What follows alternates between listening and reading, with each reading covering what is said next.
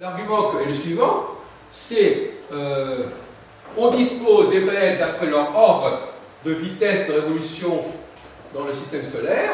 Donc par conséquent, si on part du Cancer et du Lion avec les luminaires, eh bien après on descend, on a forcément tout de suite après les deux signes de Mercure, les deux signes de Vénus, les deux signes de Mars, de Jupiter. Donc c'est clair. Malheureusement,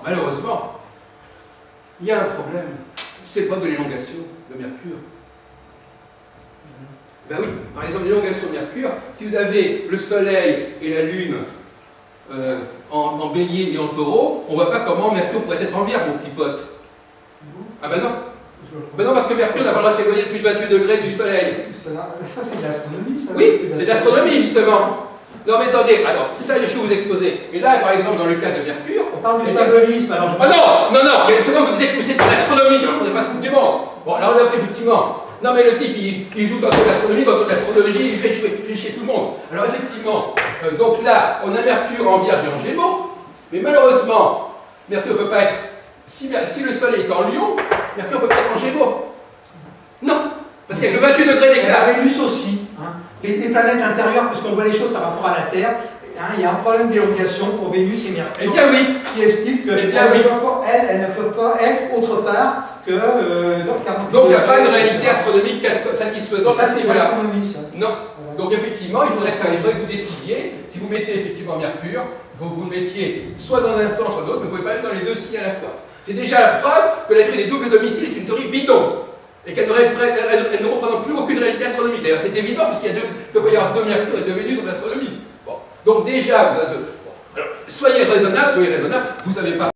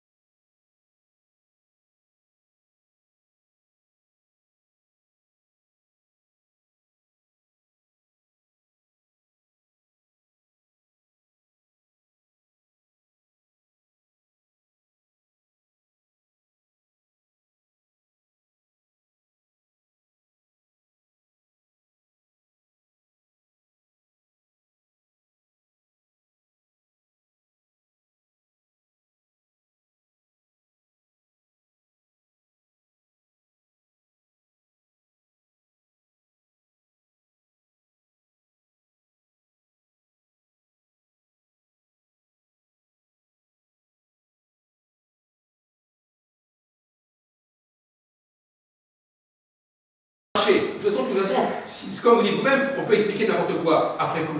Bon, effectivement. Donc effectivement, pour en revenir à la question, le problème de la projection, qui me paraît intéressant, il faut savoir que le calendrier, le calendrier n'est pas, l'astrologie est née du calendrier et de l'astronomie, ce sont deux choses différentes. Que le calendrier lui-même soit né de l'observation Soleil-Lune sur le plan purement rythmique, c'est une évidence, mais néanmoins, il faut bien savoir que, et M. Masson ne dira pas le contraire, que les théories du calendrier Soleil-Lune sont bien antérieures à la découverte des planètes, bien antérieures. Donc c'est une proto-astrologie. L'astrologie solidaire est une proto-astrologie.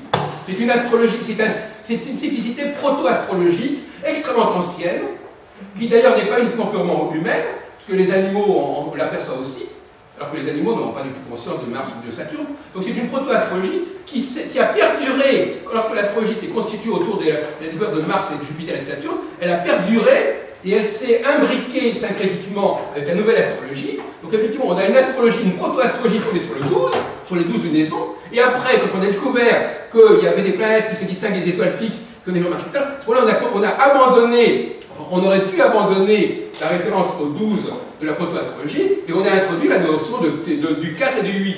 Et en fait, ce que nous vivons aujourd'hui actuellement, c'est cette espèce de cohabitation entre une proto-astrologie sur le 12 et une néo-astrologie sur le 4 et le 8, et qui essaye plus ou moins péniblement et laborieusement de se concilier, mais on n'est pas obligé de les concilier. L'astrologue n'est pas obligé de tout concilier et de tout harmoniser. Comme vous dit Nicolas, effectivement, qui est même quelqu'un d'intéressant, qui a écrit donc il y a 50 ans. Son livre sur la condition solaire, ça date quand même il y a 50 ans. Alors, il a essayé, ce serait intéressant de faire le point sur ce qu'a fait Nicolas, parce que Nicolas, effectivement, on n'a pas fait beaucoup, moi je ne suis pas nicolaïen, mais je veux dire qu'il c'était une référence intéressante. Comme d'ailleurs il a signé tout à l'heure notre ami Durand, il a effectivement essayé de fonder le zodiaque, essayé de fonder les planètes, sur de nouveaux raisonnements. Donc il a fait l'impasse sur ce qu'on est en train de faire actuellement. Il a fait totalement l'impasse sur l'élément symbolique. Il a dit on va réinventer l'astrologie à nouveau frais, on va repartir à zéro, on va reprendre le problème comme si on était en train de bâtir l'astrologie aujourd'hui, on va pas tenir compte de ce que les anciens ont élaboré, et on va dire, ben voilà, il y a 12 signes. Ça a été la grande erreur de Nicolas d'ailleurs. La grande erreur qu'a fait Jean-Pierre Nicolas, c'est de garder les 12 signes. Il n'avait aucune obligation de les garder. Il n'y a aucune obligation de les virer non plus, parce que c'est la seule chose qui est vraiment valable. Enfin, bon, non, la seule chose. Non, Nicolas disposait des planètes, il a fait le système RET, il a divisé les planètes en 3 groupes, il a mis la Lune à part, il a mis un groupe Mercure, Vénus, il a mis un groupe Soleil, Lune, Soleil, Vénus, Mercure, un autre groupe Mars, Jupiter, Saturne, un troisième groupe Uranus, Neptune, Pluton. Bon. Et la Lune a Pluton. Ça, il a essayé de le faire, il a essayé de démontrer, je le dis pour notre télévision, il a essayé de démontrer que ce système ternaire des trois groupes de planètes de 3 était inhérent à la pensée astronomique, était inhérent à la réalité astronomique. C'est-à-dire qu'en fin de compte, il a essayé de démontrer que l'astronomie était déjà de l'astrologie. Qu'elle rend compte que la disposition des planètes détermine déjà la signification des planètes, en quelque sorte. Bon. Mais, en ce qui concerne les 12 signes, il n'avait pas du tout, si je me trompe, vous me corrigez bien sûr. Non, mais c'est pas tout à fait ça, parce que qu'est-ce qu'il a fait? C'est au niveau de la signification des planètes, il les a affectés chacun d'une caractéristique. Par exemple, il y a les planètes qui sont les planètes de représentation, planètes d'existence, les planètes de transcendance. Il a essayé de joindre de trouver quelle était la planète qui pouvait représenter, par exemple, ce qu'il appelait la représentation de la transcendante. Donc, on monte de Pluton et on va là-haut, donc c'est Uranus qui va représenter transcendant. L'existence de la transcendance avec Neptune, des trucs. C'est uniquement au niveau de l'interprétation qu'il a pas changé, il a pas essayé de réexpliquer, de changer les valeurs, etc. Il a essayé de trouver les planètes qui, pour lui, correspondaient à certaines définitions. Mais on est bien d'accord, je suis bien placé pour savoir ce que dit Nicolas. Donc effectivement, il a essayé de montrer que la disposition même astronomique des planètes, leur distance, etc., est déterminée déjà, et comme vous avez dit tout à l'heure, quand on dit alors que Vénus et Mercure étaient plutôt en rapport avec le printemps et l'automne, et l'été et Mars et Jupiter, c'est aussi lié, c'est aussi du proto-Nicolas, c'est-à-dire que c'est effectivement lié au fait que les planètes les plus rapides correspondent plutôt aux saisons, les premières saisons, et les planètes les plus lentes aux dernières saisons. C'est le genre de raisonnement. Je ne cherche pas du tout à défendre Nicolas, ni de l'attaquer, ça ne m'intéresse pas. Mais par contre, je dis que les 12 signes, je ne vois pas pourquoi il se serait embarrassé à justifier les 12 signes, comme si c'était effectivement une réalité totalement différente du champ planétaire. Donc, en fait, d'après Nicolas, il y a d'un côté la symbolique planétaire et la symbolique zodiacale, elles n'ont rien à voir. Elles n'ont rien à voir, elles ont des fondements totalement différents. Alors qu'en réalité, sur le plan symbolique, c'est initialement la même problématique cyclique. Ce n'est pas deux problématiques différentes, c'est la même problématique. Vous voulez dire quelque chose, monsieur le garçon? Oui, il y a beaucoup de choses à dire sur ce que vous avez dit, sur les signes. Enlever les signes, quelque part, pour moi, c'est un petit peu enlever le territoire, en fait. Pourquoi faut-il enlever les signes? Non, dans le... Non, on a dit au contraire que il ne faut pas distinguer. On a dit que les signes et les planètes, on était dans une seule et même symbolique. On n'a pas dit qu'il fallait les enlever. Oui, dans cette perspective-là, d'après ce que je comprends du système que vous exposez, en fait, avec les 7 planètes principales et les cycles, bon, les signes apparemment ont tendance plus ou moins à s'effacer au profit des planètes, c'est ce que j'en comprends. Non, les signes et les planètes, non. Ce que j'ai dit, c'est que la symbolique. Non. Effectivement, comme vous dites vous-même, il faut s'assurer qu'on a compris avant de réagir, effectivement, la symbolique la symbolique planétaire n'est pas d'un ordre différent de la symbolique zodiacale. C'est-à-dire que c'est les planètes étant elles-mêmes portant des noms qui réfèrent, en quelque sorte, par exemple, le fait d'associer Vénus au printemps et Mars à l'automne, c'est lié aussi à une problématique saisonnière. Donc jusqu'à présent, on ne s'était pas demandé d'où venait la symbolique des planètes. Il y en a plusieurs symboliques des planètes. Quand vous dites que Vénus et Mercure, c'est plus le printemps, si on parle des âges de la vie, effectivement, Vénus et Mercure sont plus dans la jeunesse, mais ils expriment aussi quelque chose de la vieillesse. Le signe de la Balance et de la Vierge, ça fait aussi partie du moment où l'être, il est capable de faire des concessions. Ah mais ça, vous faites référence au double domicile. Il est capable, oui, mais c'est pour vous dire qu'il n'y a pas qu'un seul sens.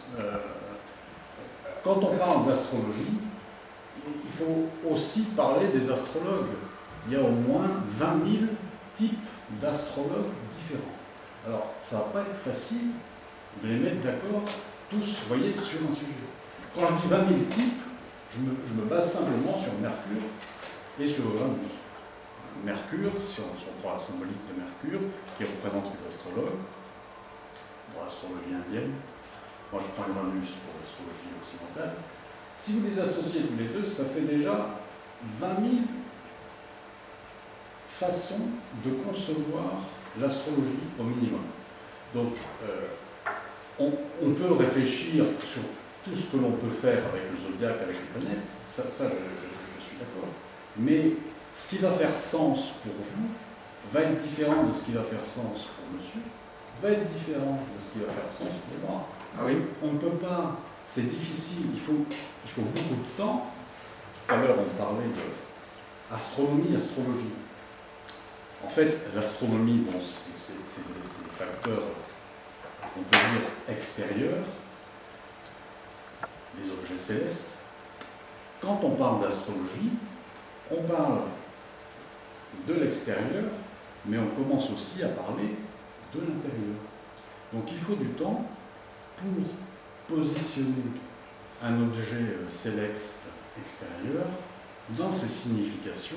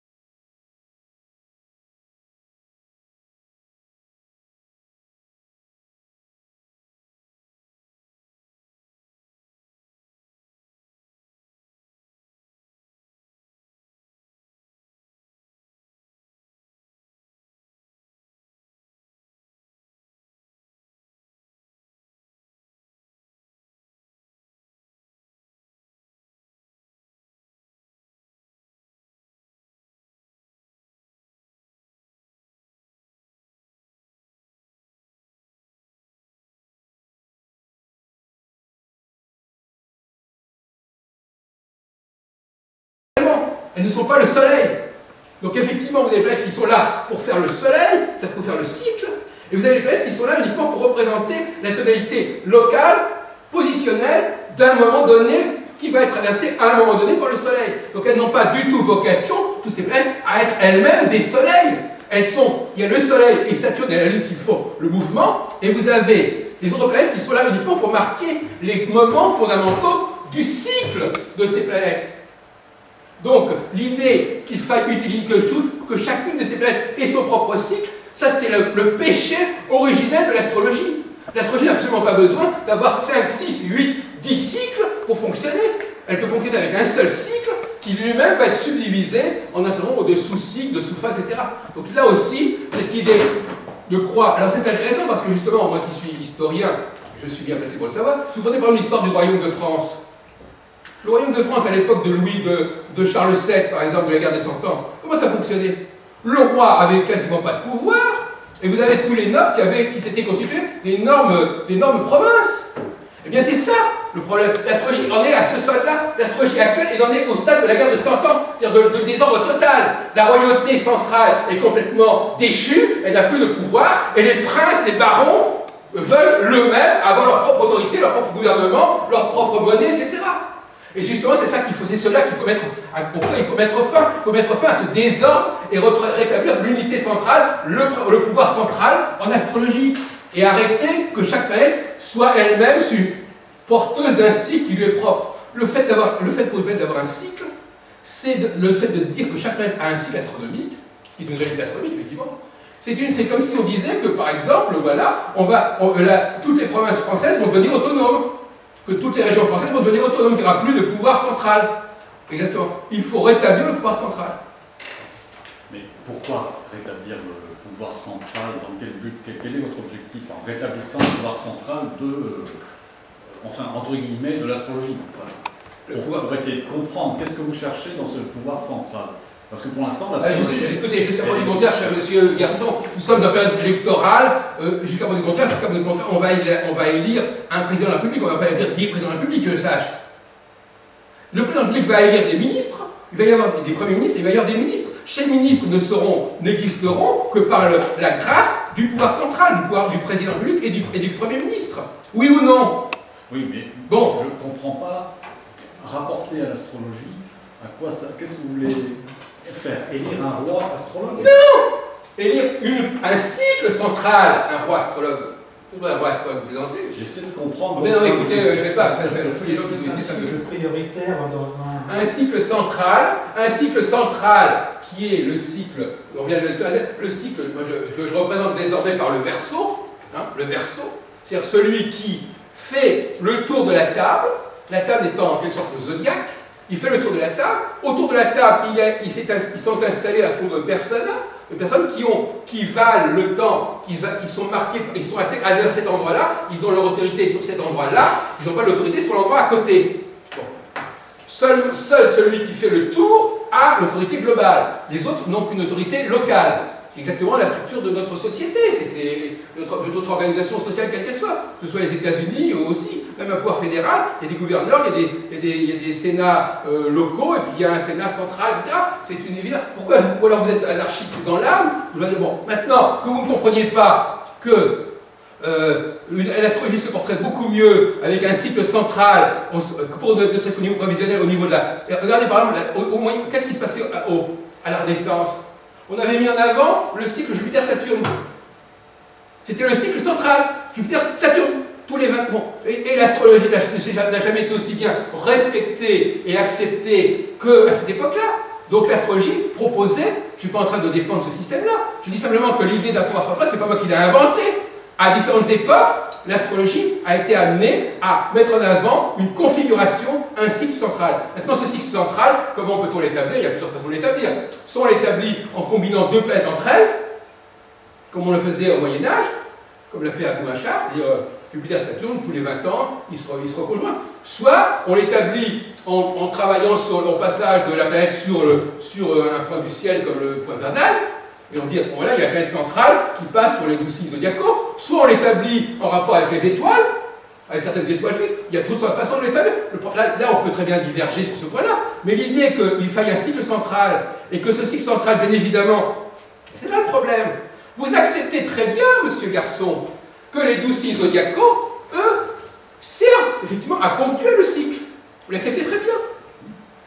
Mais si on vous dit qu'en réalité, les planètes ne sont que des émanations que ces cycles zodiacaux ne sont finalement, peuvent se traduire en termes de dieux et de planètes, ça sera la même chose. Si vous dites je suis d'accord pour que le cycle central passe sur le Gémeaux, moi je vous dis les Gémeaux c'est pareil que Vénus.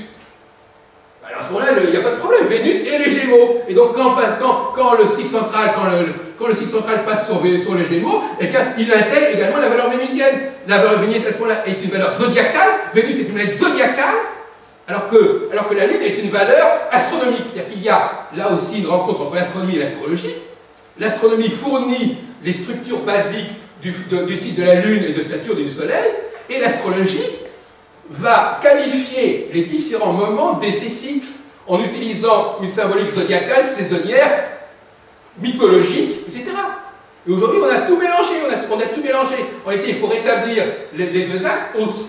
Aux deux pôles du système des domiciles, on a les luminaires et Saturne, et entre les deux, il y a les 4 planètes fondamentales qui correspondent en fin de compte aux 4 saisons et qui sont aussi quelque part zodiacales. Donc il n'y a pas d'un côté. Donc ça ne gêne pas qu'il y ait un passage des planètes sur le zodiaque, mais il ne comprend pas que le zodiaque fait partie. Les planètes font partie. Ces planètes-là, comme Vénus, Mercure, Jupiter, sont déjà des éléments zodiacaux. Mais j'entends bien votre démarche, ce que vous voulez décrire. Maintenant, effectivement, ça ne fait pas partie pour l'instant de ma démarche.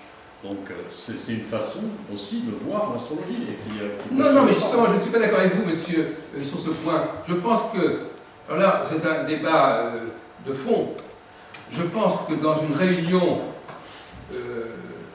là aussi, je ne veux pas, moi je veux désenclaver l'astrologie, je ne veux pas dire on est des monstres, etc.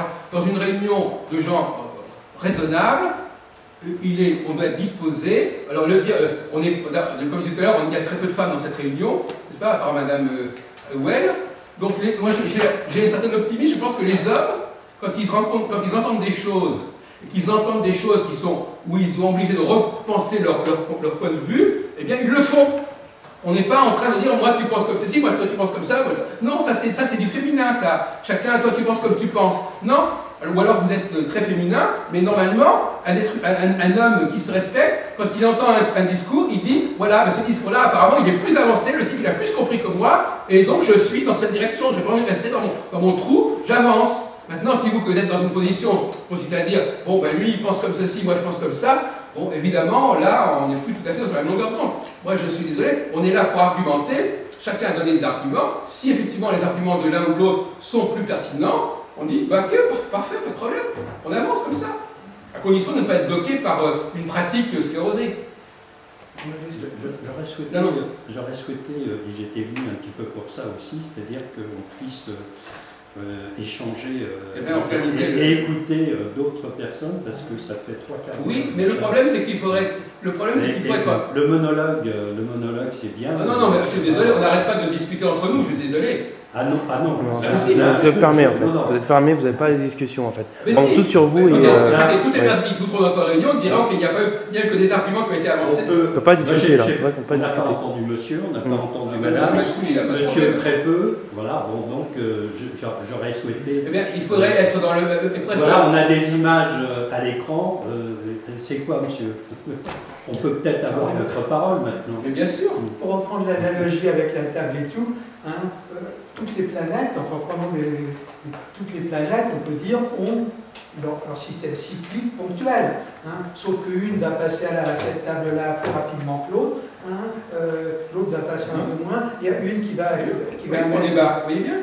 Non, mais parce que j'ai repris là. Non, mais voilà, on débat. Tout à l'heure, monsieur, on débat, il faudrait... On sait bien qu'il y a des cycles, bon, ce que tu appelles, moi je sais ce que tu appelles le cycle central, on sait bien, au niveau des transits, des choses comme ça, on parle aussi, on sait bien, par exemple, pour un cycle humain, c'est sûr que les cycles de Saturne, qui mettent 3 grandes époques d'une vie humaine, et pour moi le cycle d'Uranus, qui est statistiquement qui représente la vie pour moi. Par exemple, je dirais, si on devait mourir à 84 ans, nous sommes à une très bonne date, un cycle d'Uranus, on a terminé son truc, on est venu, on a fait ce qu'on a pu faire, ce qu'on a voulu faire, enfin ce qu'on a pu plus que ce qu'on a voulu, etc.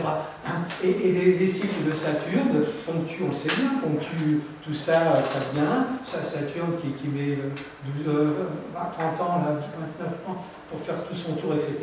Il fait son tour de la table, mais lui, Saturne, ce que va amener, les plaques va amener Saturne, ça va être des plaques de consistance, de résistance, des trucs, etc., qui vont mettre du temps, disons, à être ingurgités par les individus, alors que ce que va amener, par exemple, Mars ou Jupiter, ça va être plus rapide, ça va être des bombes, Mars qui va peut-être amener des petits encades, un petit, comment ça s'appelle, le machin qu'on prend, un petit calvados au milieu, un truc qu'on prend au milieu de certains repas, on appelle simplement un petit verre de calval. Enfin bref, chaque planète aura son activité et pendant une période déterminée qui va varier selon ce qu'elle. Attendez, je ne comprends pas très bien. Regardez, par exemple, pendant que vous parlez de restaurant, imaginez que vous avez un restaurant. Ce restaurant, il va être marqué par ce qui se fait au niveau saisonnier, ce restaurant, je sache. Au niveau de quoi que maintenant. Non, mais écoutez, arrêtez le super moderne, etc., un petit peu de sérieux. Donc ce restaurant, effectivement, il y a les choses qu'on mange en printemps, les choses qu'on mange en été, etc. Donc de toute façon, ça c'est déterminé par la saison, d'accord? Quelle que soit la planète. Ouais. Bon, donc effectivement, c'est pas la planète qui apporte cette diversité. Bon, donc effectivement, même avec un cycle central, vous avez une planète, eh bien elle va varier selon les saisons. Et donc elle va se transformer selon ce qui va être. Donc votre argument il tombe à l'eau. Et quand elle va passer à la table d'abord, elle sera différente que quand elle se passera à cette table. Mais non, parce que monsieur, il préfère, je sais pas, que ce soit un peu plus chaud, un peu moins chaud, que moi je vais préférer ceci, cela. Donc la planète, elle va amener ce qui correspond à ce qu'elle amène, effectivement, peut-être au niveau de la saison, non, elle amène rien, etc. Et puis elle va me l'amener avec les goûts personnels qui correspondent, qui sont particularisés par rapport au goût d'un autre. Eh bien, si on regarde l'image, si on regarde cette image de la table, qui n'est pas d'ailleurs géniale. C'est bien que ça se passe bien comme ça, non? Quand on fait des analyses, quand on fait des trucs de thèmes actuels, tous les gens qui font ce qu'on appelle des transits ou des progressions, des choses, etc., des progressions sur autre chose, parce que c'est plus c'est pas de la physique pure, et puis c'est tout. Mais bon, alors, quel est le problème? Est-ce qu'on recherche un cycle central, bon, ok, un qui est plus parlant et plus particularisant que les autres, moi, je veux bien, mais autrement... Non, mais le cycle central, lui, il est neutre. Le cycle central, il est neutre. Sur les planètes, c'est un peu comme le Mercure autrefois. Le cycle central, il est neutre. Le cycle central, le cycle unique. Par exemple, si on prend le cas du Soleil, prenez le cas du Soleil. Dans le cas du Soleil, quand vous dites que quelqu'un est né sous le bélier, etc., il n'y a pas de Soleil. Et bien voilà, donc vous avez bien le Soleil qui pointe sur le bélier, qui pointe sur le taureau, qui pointe sur les Gémeaux. Donc il est neutre le Soleil dans ce cas-là. Donc voilà, donc ça montre bien que votre raisonnement ne tient pas. Non, il n'est pas neutre, parce que le fait qu'il passe là, justement, va exciter, va faire réagir des choses qui n'auraient pas réagi s'il n'était pas passé là. Oui, mais justement, le soleil n'apporte pas sa tonalité particulière. Il va activer les 12 signes les uns après les autres. Oui, c'est exact. Et même en histoire, absolument. Et moi, ce que je dis aujourd'hui est probablement dépasser un jour, mais pour l'instant, ce n'est pas le cas. Donc effectivement, on est en train de... Revenons à des choses simples, messieurs. Parce que ton cycle principal qu'il faut trouver, il y a un cycle, par exemple, mais qui va dire, par exemple, il y a des cycles principaux. Par exemple, il y a des saisons, par exemple. Bon, si je sais qu'à un moment donné, je suis dans le printemps, ben je sais que je ne vais pas faire des travaux que je vais faire en automne. Si je ne vais pas m'amuser à ramasser les raisins au printemps, alors que ce sera en automne. Donc le cycle principal, il va déterminer quoi? Uniquement des trucs comme moi, je le sais, comme ça uniquement des saisons. Mais bon, c'est tout, ça va me dire, ok, c'est comme si je sais aujourd'hui, ah bah tiens, aujourd'hui c'est le matin, et si l'après-midi, le matin je fais des choses que je ne vais pas faire l'après-midi, ou tiens, mais c'est le jour aujourd'hui, c'est pas la nuit, ah bah tiens, je vais faire des choses le jour, mais c'est tout. Si ça m'amène que ça comme renseignement, de savoir, que c'est le jour, le matin ou le soir, hein, ou que c'est la saison, l'été ou l'hiver, et que ça m'amène que ça comme renseignement, qu'est-ce que j'en ai à faire? Attendez, on n'en est pas là. Attendez, mais vous voulez attendez, si vous êtes en train de nous demander quelles sont les... Attendez, si vous demandez, alors demandez poliment quelles sont les applications. Pour l'instant, on est en train de décrire le système. Après, on voit les applications, cher monsieur. Alors, bon, alors donc, effectivement, votre argument, il faut y répondre. Parce que, contrairement à ce que dit monsieur Tilly, monsieur Durand n'a pas cessé d'apporter des arguments auxquels on a répondu. Et puis, si les gens n'ont pas d'arguments à apporter, ben, c'est un gros problème. Bon, dans ce que tu as fait quand tu as déterminé les planètes du haut, les planètes du bas, bon, c'est toi qui as dit, il y a les planètes, effectivement, il y a les planètes qu'on appelle planètes intérieures, et c'est à l'extérieur, et qui a rien au 3e ou au 4e étage, et donc il faut mettre quelque chose. Ah bah tiens, on va mettre Vénus, hein. Ah bah tiens, on va mettre Mars. Mais c'est pas comme ça que ça s'est fait. Ah bon? C'est pas comme ça? Comment ça, c'est pas comme ça que ça s'est fait? C'est fait parce qu'il y avait une structure. Non, mais excuse-moi, dis-moi que tu le penses. Non, mais attendez. D'abord, tu n'as pas la science infuse, donc dis pas que c'est pas comme ça que ça s'est fait. Soyons un petit peu. De dire qu'il n'y a rien au 3e étage et que ça dépendait. Que dire que le Mercure, ça dépend de Vénus, c'est toi qui l'as inventé, ça. C'est moi qui l'ai inventé, c'est quoi inventé? C'est de quoi inventer? Tu vas dire aussi. Mais Mercure, c'est Vénus. Alors, quand le Soleil va passer quelque chose va passer dans Mercure, il va prendre des trucs Vénus. Bon, d'accord, je veux bien que ce soit Vénus, mais démontre-moi que Mercure, c'est Vénus. La démonstration que tu as faite là, pour affecter les différents. On avait parlé, mais tu n'as pas suivi ce qu'on avait dit avant? Si, j'ai suivi. Ben non, on a ça répondait tout pour les Gémeaux, c'est un symbole vénusien. Mercurien, les Gémeaux? Voilà, et je m'en fiche, pas parce qu'il y a deux personnes que ça va être un truc de couple. Pour l'instant, c'est une construction intellectuelle que vous faites, mais bon, qui a son intérêt. Les Gémeaux, je ne vois pas pourquoi c'est un truc vénusien, parce que dans les Gémeaux, ils sont deux et c'est forcément un couple, alors c'est vénusien. Je vois pas pourquoi. Oui, mais non, mais tu as d'une mauvaise foi, mais à couper au-dessus. Pour moi, au contraire, Vénus, ce serait plutôt la fusion. Vénus, c'est la gravitation universelle qui tend à unir des êtres, c'est pas des trucs qui. Non, écoutez, chacun s'exprime et s'expose comme il entend. Hein. Bon, alors chacun prend sa responsabilité dans ce qu'il dit. Non, mais je veux dire, pour revenir au sujet, je veux dire que la démonstration que tu nous as faite, hein, pour moi, vu par moi, hein, des étages, etc., qu'il y a derrière ceci, et que tu as ramené, toi, à des valeurs vénusiennes, des valeurs, etc., des valeurs mercuriennes, le truc, pour moi, ça m'a. Mais c'était pas le début de la démonstration, c'était la suite d'une démonstration. C'était pas comme ça que ça a commencé. Est-ce que quelqu'un ici a été convaincu par dire que c'est normal, les Gémeaux, je pense ça entre guillemets, les Gémeaux c'est Vénus. Est-ce que la démonstration qui a été faite vous a convaincu, hein? Alors moi je considère Jacques Dalbrot comme étant une entreprise de démolition de l'astrologie.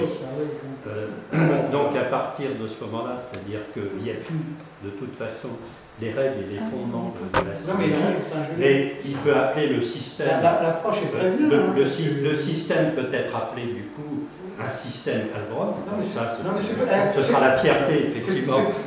C'est pour ça que moi je suis très très pointilleux sur ces démonstrations. Parce que qu'il y ait une approche de vouloir d'examiner, etc., ok, hein, c'est très bien. Le problème c'est que, je ne suis pas forcément d'accord avec sa façon de raisonner, hein, et disons des remèdes, enfin des solutions qu'il propose. C'est tout. Si tu nous dis... L'astrologie, si je peux dire quand même un petit mot. Non, vous ne filmez pas là. Vous voyez qu'elle est pas. L'astrologie, pour moi, c'est quand même, c'est-à-dire un système qui est la représentation de l'ordre de l'univers. Donc on ne va pas s'amuser à changer en se levant le matin sur le pied droit ou sur le pied gauche en disant « tiens, je vais changer ça parce que ça m'interpelle personnellement ». Non, on n'est plus, c'est-à-dire avec l'interpellation personnelle. On est dans un système collectif. Donc on doit respecter des règles à partir de ce moment-là. Qu'on ne les comprenne pas et qu'on puisse se poser des questions et se dire à quoi ça peut correspondre, pourquoi ils ont fait ci, pourquoi ça a été ordonné de cette manière-là. Qu'on se pose la question, ça me paraît tout à fait naturel. Mais à une condition, toujours de respecter la règle et de chercher le pourquoi, justement, ça a été disposé de cette manière-là. Or, Jacques Dalbrot ne fait pas du tout cette démarche.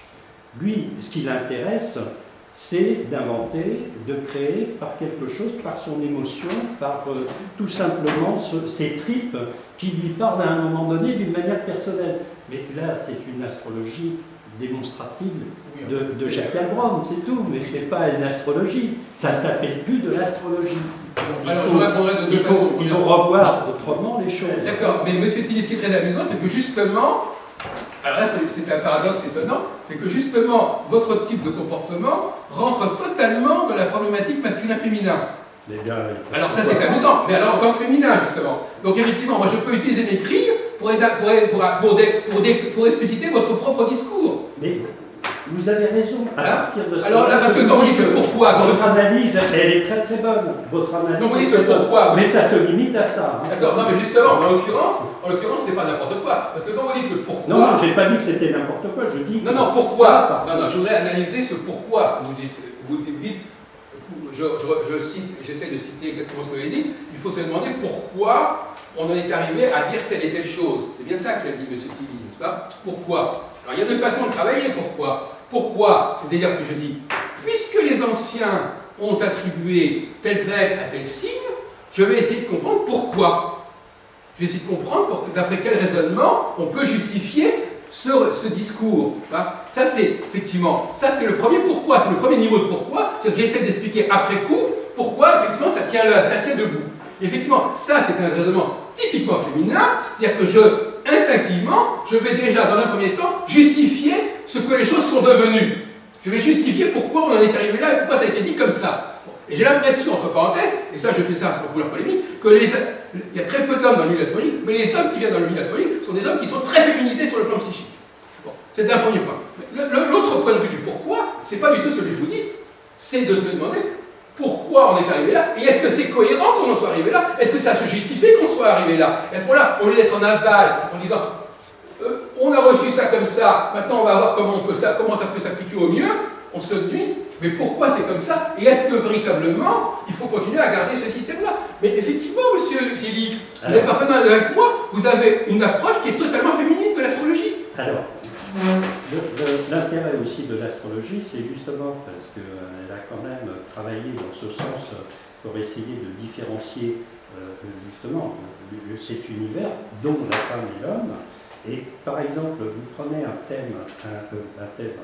zodiaque astrologique avec le rôle des planètes en domicile. Vous avez d'un côté, vous avez deux structures.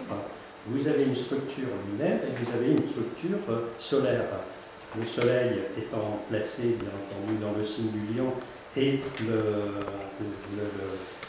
la Lune étant placée dans le Cancer, vous avez, à partir de ce moment-là, si vous divisez, c'est-à-dire une ligne qui sépare les deux saturniennes du haut, deux signes saturniens du haut, vous avez effectivement un zodiaque qui représentera d'un côté le côté printemps, l'aspect lunaire, et de l'autre côté, vous avez le côté solaire. Ça a une lourde signification et ça a une importance extraordinaire pour mieux comprendre encore le zodiaque à partir de ça. Il y aurait beaucoup de choses à dire à ce niveau-là. D'ailleurs, il y aurait tout un cours à développer à ce niveau-là. Et pourquoi, justement, alors, les anciens ont cherché à créer cette division printemps lunaire, alors que normalement, si on prend sur le plan astrologique, nous avons au contraire là le développement du soleil et de la lumière qui s'établit, donc ça devrait être solaire, au contraire, alors que côté automne, vous avez le côté lunaire, puisque le soleil diminue dans sa progression au niveau du jour. Donc il y a des contradictions qui se posent à partir de cela, il y a une signification à partir de ça, et tout l'intérêt justement, c'est de comprendre tout ce phénomène du zodiaque, qui est merveilleusement bien construit, qui a une relation avec l'astronomie, bien entendu, puisque c'est issu de l'astronomie, et que si l'astronomie est le vecteur premier pour pouvoir construire un zodiaque, il donne aussi la possibilité, c'est-à-dire de l'articuler et de le construire sur le plan zodiacal. Donc, du coup, à chaque fois, à tous les niveaux, il y a une raison, il y a une source et il y a en plus une signification. Ça, il faut pouvoir développer, ça fait des cours et des cours pour pouvoir développer tout ça.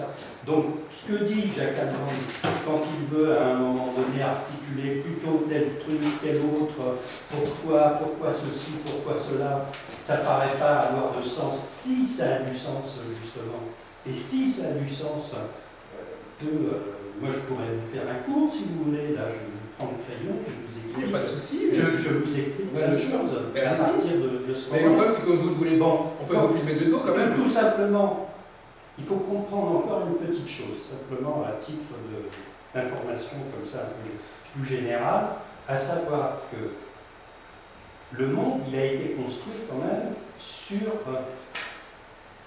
un ordonnancement. Il y a un ordonnancement dans notre univers de toute façon. Regardez bien, j'en ai pour 5 minutes. Mais il n'y a pas de problème, ce que tu dis. Il y a un ordonnancement. Quand vous regardez le monde, il est en permanence dans une contradiction. Le jour, la nuit, l'homme, la femme, le blanc, le noir, etc. Bon, c'est pas par hasard, c'est qu'il y a une importance. Donc vous le trouvez déjà dans un zodiaque. De toute façon, vous l'avez dans le zodiaque. On avait dit tout à l'heure, lunaire, solaire, donc le féminin, le masculin, etc. Vous avez la division du zodiaque qui se décompose en deux parties. Vous avez un double domicile qui se produit. Oui, vous avez un double domicile. Si je prends par exemple le taureau, eh bien vous avez Vénus à cet endroit, mais si je prends de l'autre côté, c'est la balance.